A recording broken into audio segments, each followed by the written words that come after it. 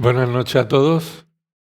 Nos alegramos de estar reunidos en el nombre del Señor Jesús para alabar su nombre, a Él sea la gloria. Y vamos a abrir la palabra de Dios. Y como introducción, quisiera que abrierais vuestra Biblia en Mateo 13, Mateo capítulo 13. Aunque vamos a continuar con nuestro estudio de las cartas de Apocalipsis con respecto a qué es la iglesia, y cómo la iglesia en ocasiones tiene diferentes situaciones, aspectos. Una iglesia puede ser como la de Éfeso, como la de Mirna, como la de Sardis. O diferentes personas pueden estar dentro de una misma congregación con características de cada una de estas 7 iglesias que encontramos en Apocalipsis.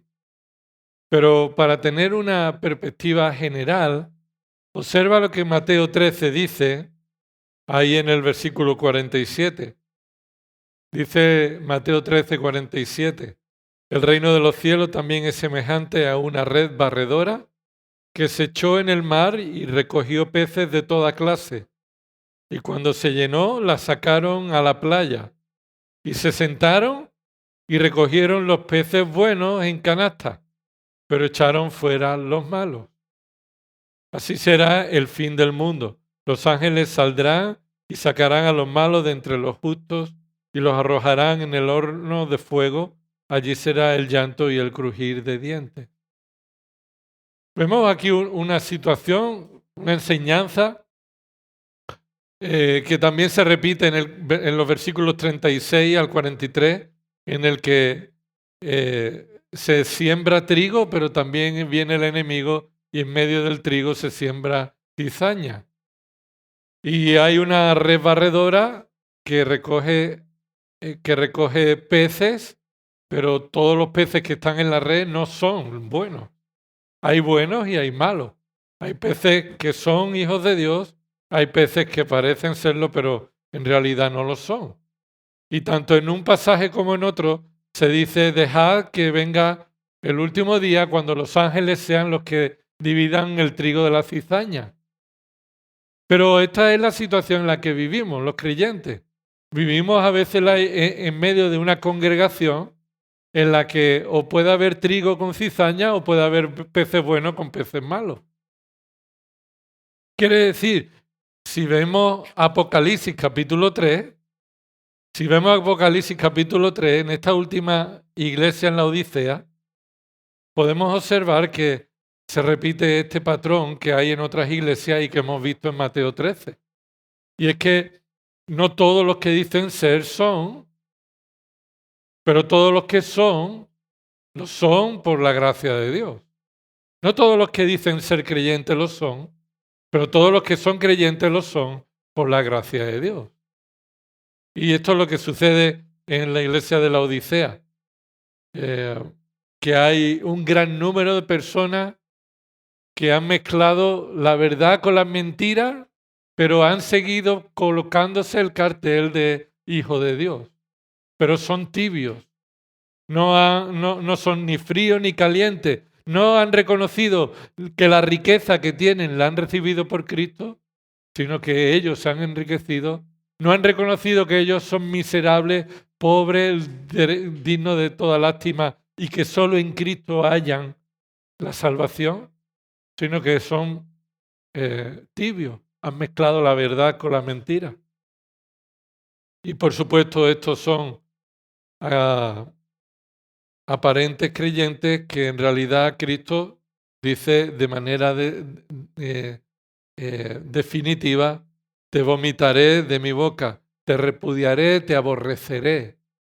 No te reconoceré como mío, aunque tú quieras formar parte de la iglesia visible, pero no eres de los peces buenos, no eres trigo, eres cizaña.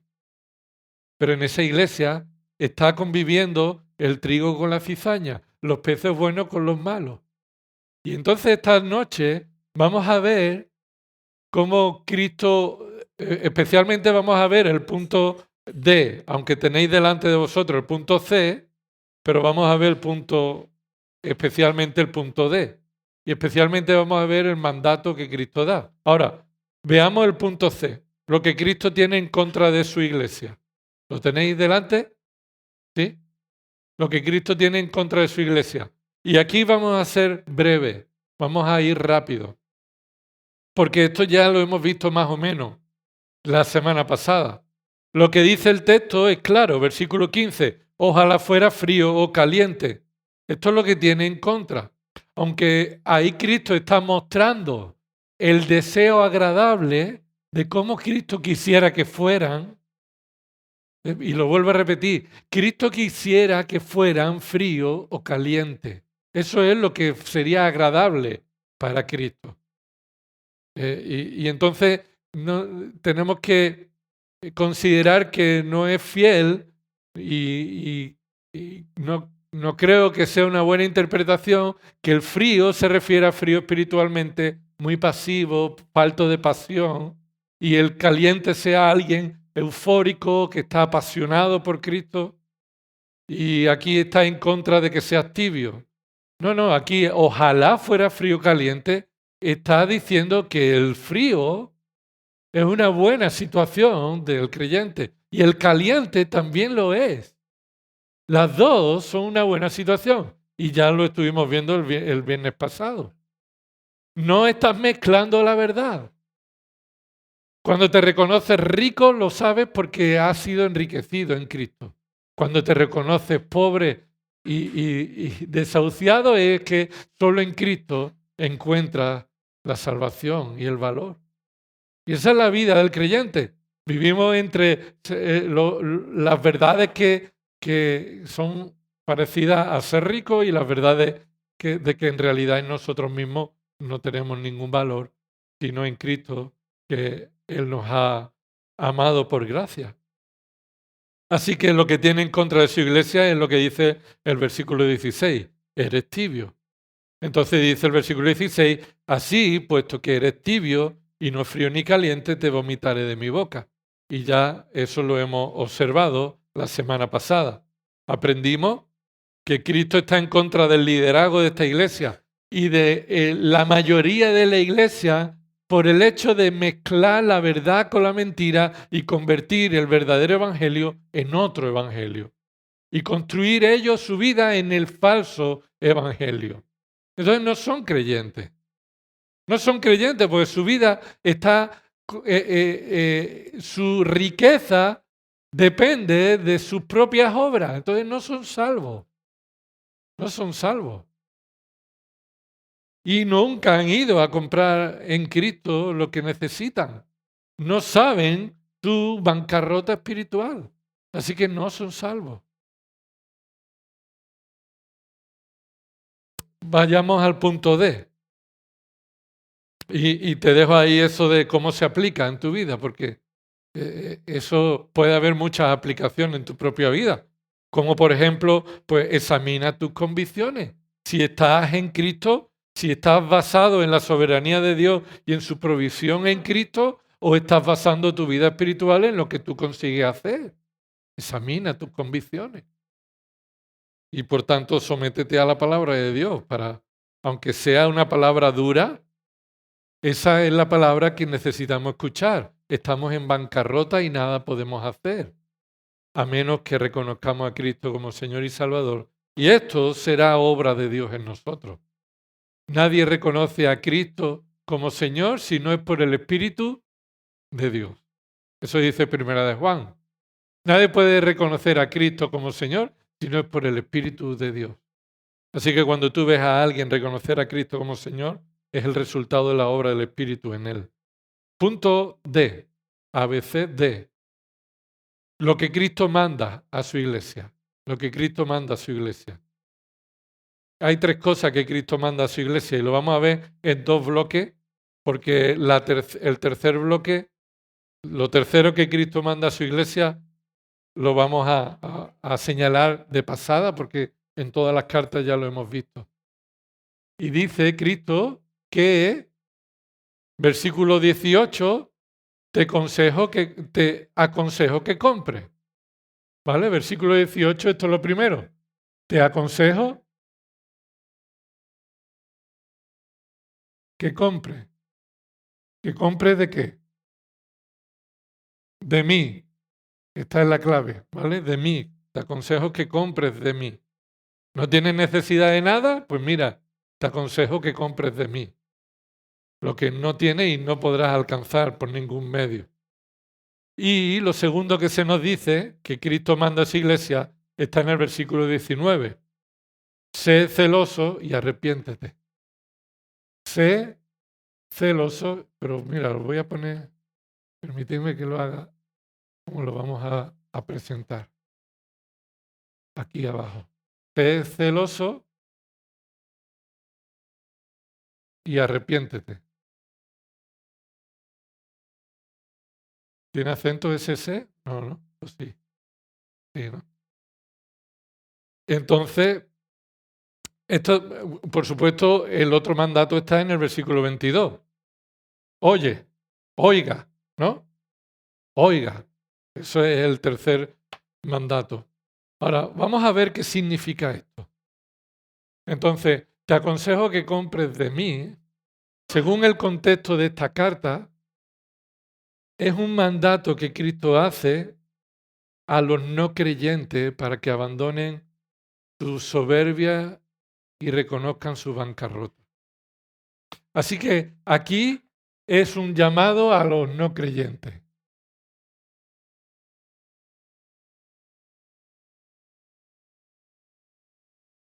Que están en esa iglesia, que son peces malos, no son creyentes, pero están dentro de la red.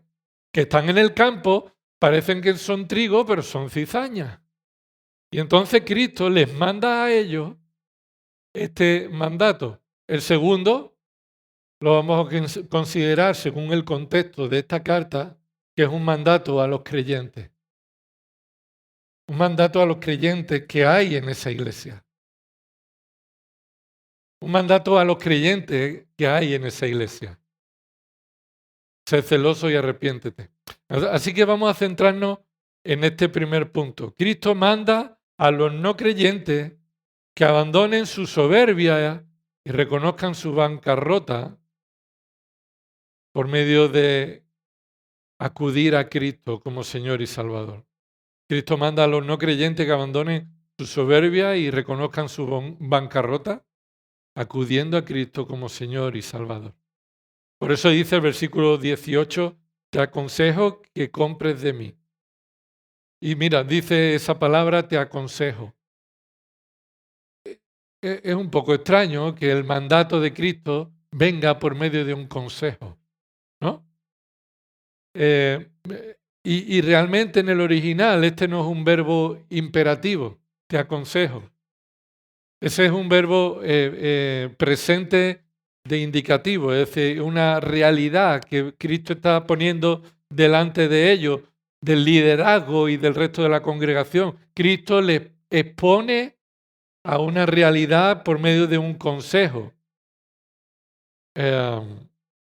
Y lo hace a un liderazgo que piensa que lo que Cristo, que lo que en Cristo se puede alcanzar, ellos lo pueden alcanzar sin Cristo. Esta es la característica del liderazgo y de los que están allí. Lo que Cristo me puede ofrecer, lo puedo yo conseguir sin Cristo.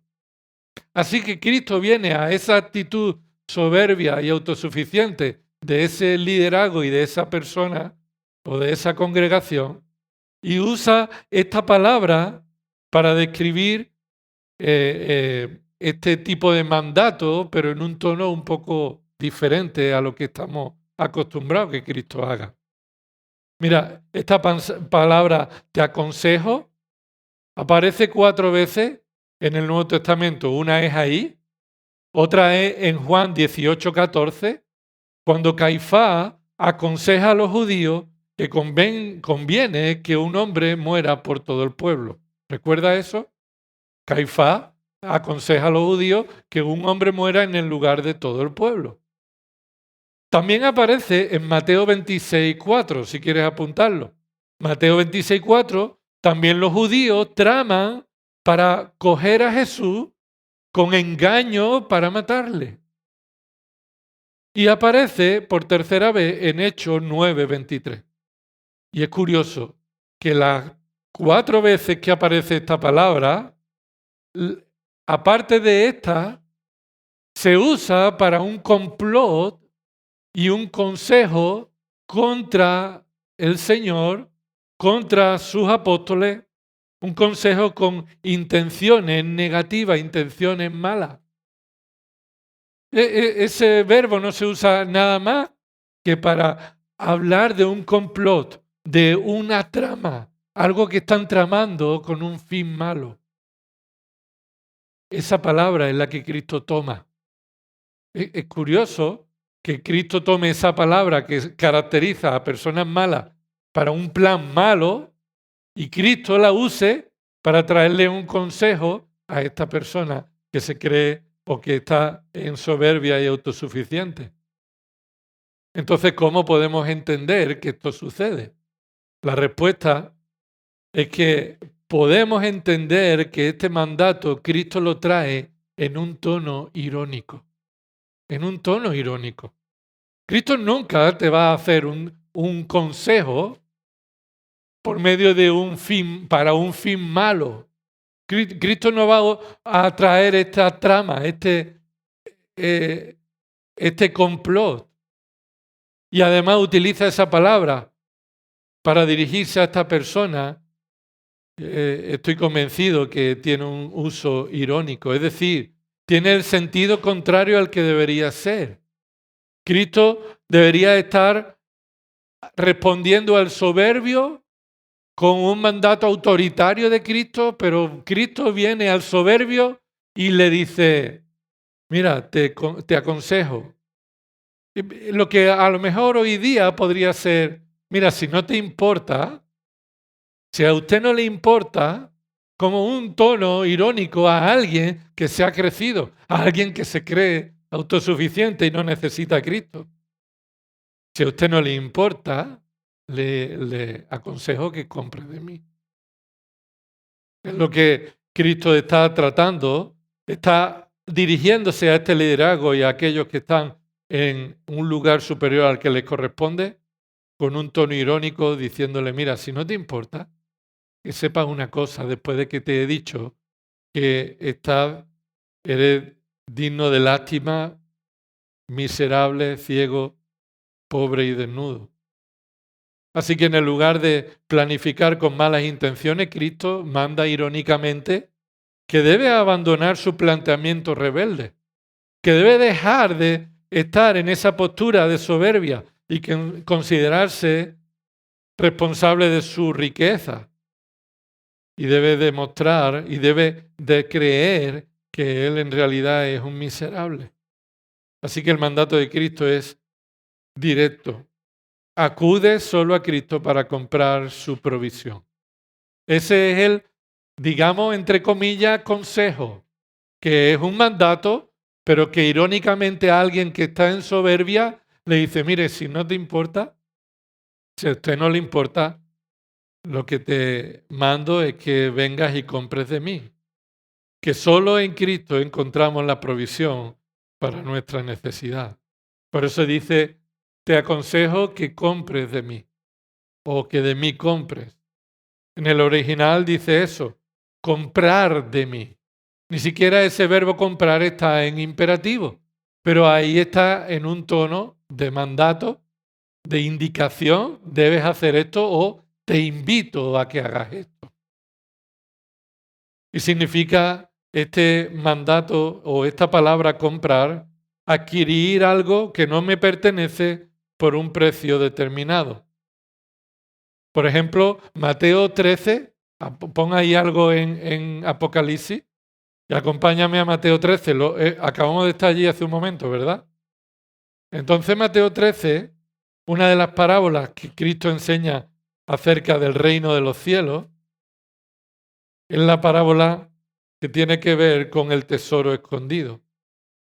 Y mira ahí, Mateo 13, versículo 44. La parábola del tesoro escondido.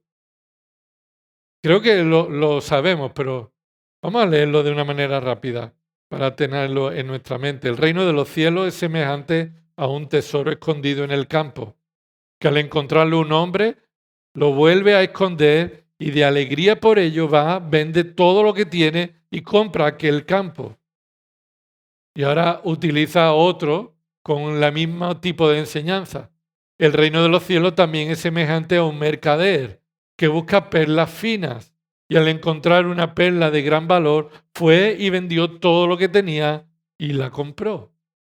No vamos a entrar a ver qué es lo que se enseña aquí de manera detenida, pero sí vamos a ver algo que vemos que se enseña de manera común en las dos ilustraciones. Esta parábola del tesoro escondido y de la perla de gran valor es una enseñanza única que usa dos ilustraciones para enseñar lo mismo. Dos ilustraciones similares. Y enseña esto, que la salvación, es decir, pertenecer al reino de los cielos, es el tesoro de gran valor, escondido a la vista de los hombres, pero cuando es revelado, aquel que reconoce su valor está dispuesto a renunciar a todo lo que posee. Está dispuesto a renunciar a todo lo que posee. Es el valor, el reino de los cielos, el evangelio. Cuando una persona ve su valor, significa que está dispuesto a abandonar el amor por todo, a abandonarlo todo, lo que hasta ese momento amaba, para pasar a amar y valorar esa salvación. Por supuesto, no se enseña en ningún lugar en la Escritura, ni en este párrafo, ni en esta parábola. En ningún lugar se enseña que la salvación se puede comprar con bienes materiales. Ni Cristo está diciendo eso, que compres de mí la salvación. Cristo no está diciendo la salvación se adquiere comprando por medio de bienes materiales, no. Pero sí enseña y señala el valor incomparable de la salvación, que aquel que lo ve y por la obra del Espíritu Santo nace de nuevo y ve el valor de la salvación, implica que estás dispuesto a renunciar a todo por el valor de Cristo. Y esto caracteriza a un verdadero creyente. Esto caracteriza a un verdadero creyente. Que cuando me pones al lado el Evangelio, me pones al lado Cristo, me pones su palabra, me pones la gloria de Dios, me pones al lado cualquier otra cosa, el creyente va a terminar reconociendo el valor del Evangelio. Si tarde o temprano rechazamos el Evangelio y compramos algo que está fuera de Cristo y el Evangelio, eso demuestra que hasta el momento ha sido un paripé. Esto no significa, por supuesto, que todos los creyentes verdaderos nunca van a amar a otra cosa y siempre van a amar 100% las 24 horas del día a Cristo y su palabra. Porque en nuestra carne todavía estamos amando cosas que deberíamos rechazar y todavía estamos en una santificación progresiva en la que estamos creciendo en el conocimiento de Cristo y por tanto también rechazando aquello que estamos amando en nuestra vida. Pero la vida del creyente se muestra en que en esa diatriba, en ese conflicto, termina amando a Cristo por encima de cualquier cosa en el mundo. Y esta es la forma que Cristo manda al liderazgo y a esta iglesia a que compren de Él, lo cual es necesario para la salvación. No significa paga con bienes materiales para ser salvo. Es la predicación del Evangelio que le llama al arrepentimiento y por la fe abandona su propia justicia y sus propias obras humanas y reconoce el valor de Cristo como el valor incomparable para ser salvo, para ser rico, para estar en paz con Dios. Y esto es lo que es solo posible por medio de la regeneración. Solo es posible por medio de un cambio en la mente que el Espíritu Santo hace. Y desde que somos salvos estamos creciendo en esa lucha de crecer nuestro conocimiento de Cristo, nuestro amor por Él, nuestro amor por su palabra, por su gloria, por el Evangelio. Y esto implicará que rechazará y que abandonará y estará dispuesto a renunciar a todo en el mundo, incluso a todo lo que hasta este momento tú mismo descansabas de ti mismo. Así que la salvación no se recibe comprando por bienes, sino por gracia. Somos salvos por gracia, más bien Él nos compró a nosotros.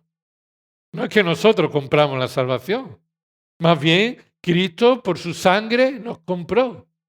Recuerda 1 Corintios 6:20, ¿verdad? Dice, pues por precio habéis sido comprados, por tanto glorificad a Dios. Porque sois hijos de Dios. ¿Por qué? Porque habéis sido comprados. Y Hechos 20:28, Pablo le dice a los ancianos de la iglesia en Éfeso, tened cuidado de vosotros y de toda la grey en medio de la cual el Espíritu Santo os ha hecho obispo para pastorear la iglesia de Dios. Y dice Pablo, la cual Él compró con su propia sangre.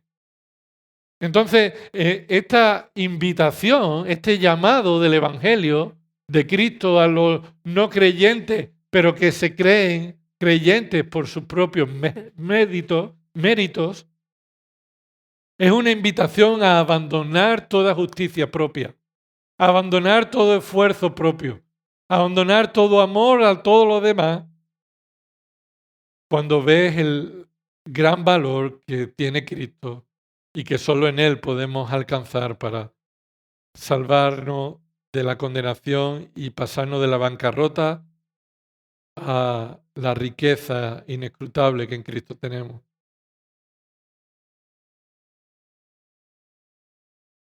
Por eso dice de Él, que compres de mí. Y ese de mí es contraste a lo que ellos decían de ellos. Soy rico porque me he enriquecido. Y Cristo está diciendo, lo que tú necesitas solo lo puedes comprar en mí. Exclusivamente en mí. El Evangelio es exclusivo. Cristo se presenta como el único Salvador. Y no solo como la fuente de la provisión, sino como el único que tiene autoridad para salvar. Pero aquí Cristo se presenta como el único proveedor de lo necesario para la salvación. Así que Apocalipsis 3, observa lo que dice ahí, el versículo 18. 3 cosas dice: que compres de Él, que acudas a Él como quien tiene en exclusiva los recursos para la salvación. Hoy en día las cosas exclusivas ya no las hay. Los chinos lo copian todo. Aunque tengan, siempre va a haber una falsificación. Y Cristo está diciendo, yo soy exclusivo y no hay lugar donde tú puedas comprar lo que yo tengo para ser salvo. 3 cosas que tienen que ver con 3 realidades que Cristo le ha dicho en el versículo anterior. Observa el versículo anterior, a la mitad del versículo dice, y no sabes que eres un miserable y digno de lástima. Y esto es la consecuencia. Eres un miserable y digno de lástima. Ese es el resultado de lo que son. ¿Por qué? Porque son 3 cosas, 3 adjetivos. Porque eres un pobre, un ciego, un desnudo. Esa es la esencia del ser humano desde que es concebido, desde que nace. Es un pobre, un ciego, un desnudo. Y nos empeñamos en negar esta realidad. Y Cristo va a presentar 3 provisiones que solo en Él encontramos para satisfacer y para cubrir nuestra necesidad, nuestra pobreza, nuestra ceguera y nuestra desnudez. En primer lugar, el oro refinado. Compra oro refinado con fuego, ¿lo ves ahí? Ese oro no es oro común, no es oro normal y corriente, oro que ellos seguro que tenían. Ese liderazgo que dice soy rico porque me he enriquecido, ese hombre tiene oro. Pero ese es oro común. Lo que Cristo está diciendo, solo en mí vas a encontrar el oro perfecto, puro, sin mancha, sin contaminación. Ese oro único en pureza, en valor, que ha sido refinado con fuego, solo puede proceder de Dios. Primera de Pedro, capítulo 1, versículo 7, nos muestra que nuestra fe es probada como el oro para que sea preciosa, para que sea purificada. Así que ese oro en muchas ocasiones en los pasajes se muestra como la cualidad que tiene la palabra de Dios. Y no vamos a ir a todos ellos porque no tenemos tiempo. Pero escucha, Cristo está diciendo, compra de mí la verdad infalible, inerrante. Compra de mí la verdad infalible, inerrante. No mezcle la verdad con la mentira, sino que solo en mí encontrarás la verdad libre de impureza, sin errores. ¿Para qué? Ese propósito para que te haga rico. Esto es una riqueza espiritual, solo proviene de la revelación de la palabra de Dios. De creer la verdad bíblica sin mezclarla con nuestras ideas caídas. Que ya no mezclamos verdad con mentira, que nos quedemos con el oro puro refinado, la verdad de la palabra de Dios sin mancha, para que seamos ricos, para que seamos enriquecidos. Lo tercero que dice ahí es, compra de mí vestiduras blancas. ¿Qué significa vestiduras blancas? Bueno, la Odisea era conocida por su lana, una lana de gran calidad, y personas que eran ricas, porque esa ciudad era rica, hacían ropa de gran calidad y era una lana, pero una lana de color negro. Esa era la característica de aquella época. Esa ciudad se conocía por su lana negra y sus vestidos de grandes ropajes para una población de gran capacidad económica, ropa lujosa que se caracterizaba por ser negra. Y Cristo utiliza este contraste para mostrar que lo que ellos necesitan no son ropas de la lana famosa de la Odisea, sino que necesitan una ropa que es completamente diferente, que es blanca. Y usa ese contraste como en el resto de la Escritura. Las ropas blancas representan la justicia perfecta, las obras perfectas. Y lo que Cristo está diciendo, el único hombre perfecto que tiene ropas blancas y nunca fueron manchadas es el mismo Cristo Jesús. Él es justo, Él es perfecto en justicia. Su justicia es perfecta y solo podemos ser considerados o declarados justos por medio de la justicia de Cristo. Por eso no podemos tener ropas blancas por nosotros mismos. Debemos de acudir a Cristo y reconocer que su vida es la única vida justa y perfecta, que el resto de hombres, ninguno somos justos. Porque Dios ha mirado desde los cielos a la tierra para ver si hay alguien que busque a Dios. Y su conclusión fue, no hay nadie, no hay justo ni aun uno. Así que aquellos que creían que estaban reconociendo su valor por las ropas lujosas que llevaban, ellos en realidad estaban desnudos. Estaban desnudos. ¿Y para qué quiere Cristo que ellos vengan a Él para que compren esa ropa blanca? Como vemos en Apocalipsis, ropas de justicia atribuidas de la justicia de Cristo, imputadas a los creyentes. ¿Por qué? Dice, para que te vistas y no se manifieste la vergüenza de tu desnudez. Y eso no puede ser un lenguaje literal, que estén desnudos, literalmente. Tiene que ser figurado. Tiene que ser que se está refiriendo a Cristo para que te vistas espiritualmente, para que tapes tu vergüenza y no podrás hacerlo si no es con la ropa de la perfecta justicia de Cristo. Para que delante del Padre, del juez, tú puedas ser declarado justo porque tienes una ropa perfecta, pero no te correspondía a ti, no era tuya, sino que es la ropa de Cristo. Para que tu desnudez, tu vergüenza, la vergüenza de tu desnudez no se manifieste. Aquí hay un eco de lo que sucedió en el huerto, ¿verdad? Dios los creó y estaban ya desnudos. Pero cuando pecaron, sintieron, ¿qué? Vergüenza y temor. ¿Por qué? Porque fueron conscientes de que estaban desnudos y en su conciencia caída y afectada por el pecado, les mostró esa vergüenza como consecuencia del pecado. ¿Y qué hizo Dios? Los cubrió.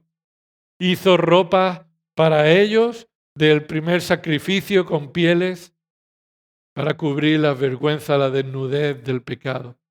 Así que no hay forma de cubrir nuestras vergüenzas si no es por la obra perfecta de Cristo.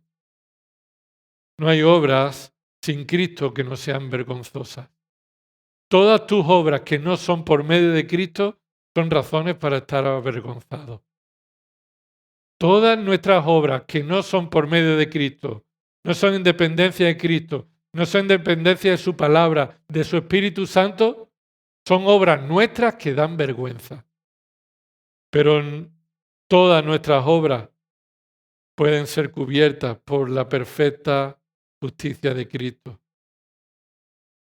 Así que Cristo nos invita, y es una invitación a los no creyentes a que reconozcan su bancarrota espiritual y que compren de la verdad del Evangelio y no mezclen la verdad con la mentira.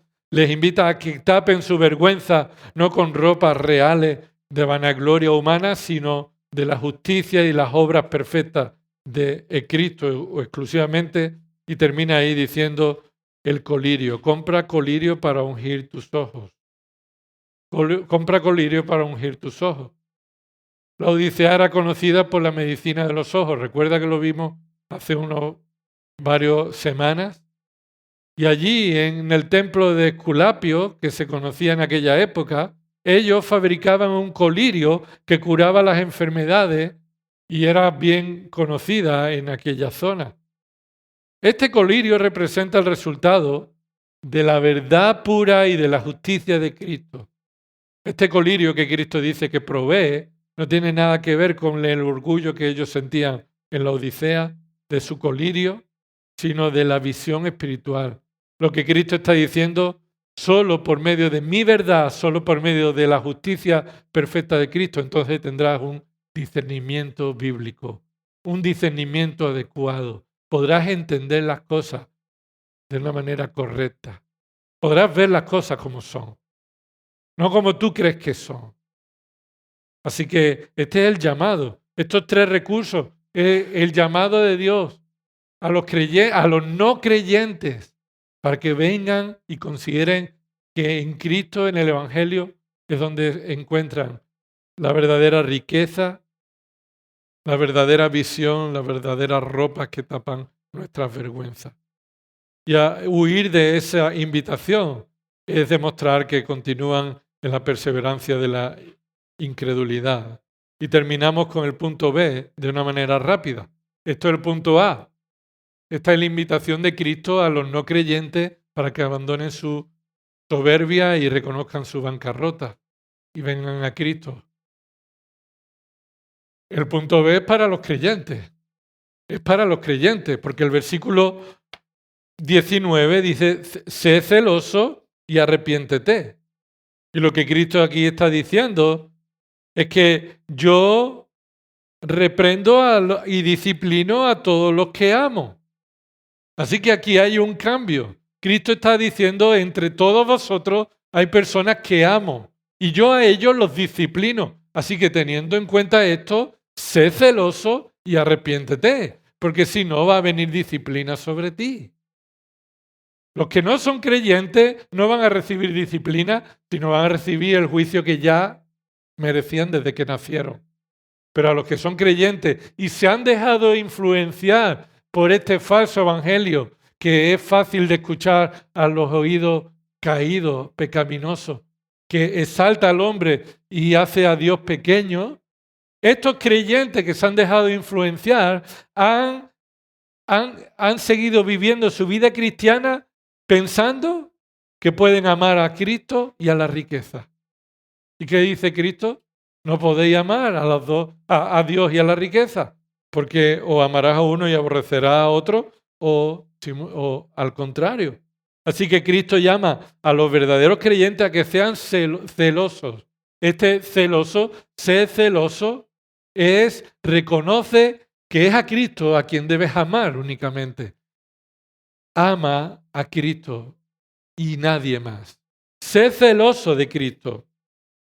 Arrepiéntete, no menosprecie a Cristo amando a otras cosas. No te dejes influenciar por los que alrededor tuya viven amando a Cristo y a otras cosas, y como no viene fuego del cielo y no los consume, entonces tú empiezas a dejarte influenciar. Y Cristo te dice, escúchame, yo te amo a ti. Te voy a disciplinar si tú sigues este patrón que tiene este liderazgo y la mayoría de esta iglesia.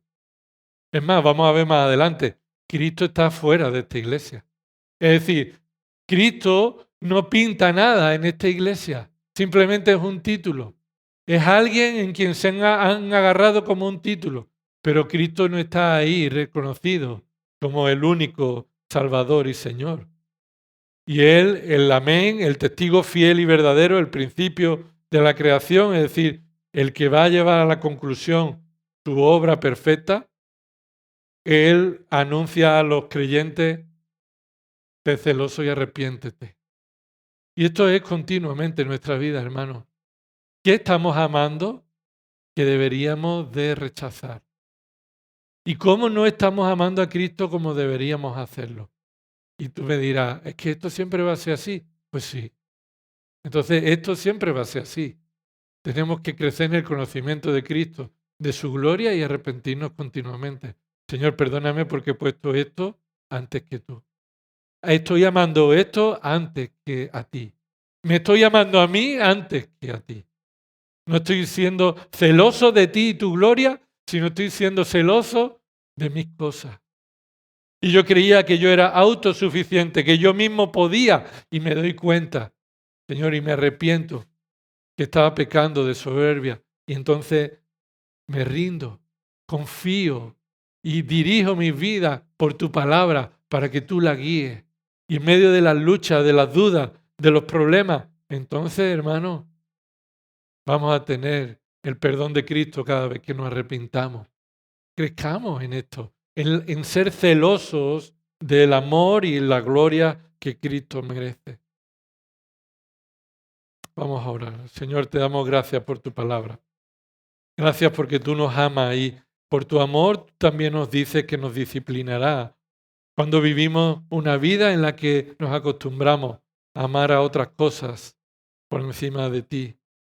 Señor, y esto es continuo en nuestra vida. Necesitamos, Señor, de tu gracia para crecer en el conocimiento de tu gloria, para entregar todo lo que somos y tenemos, para que tú seas exaltado.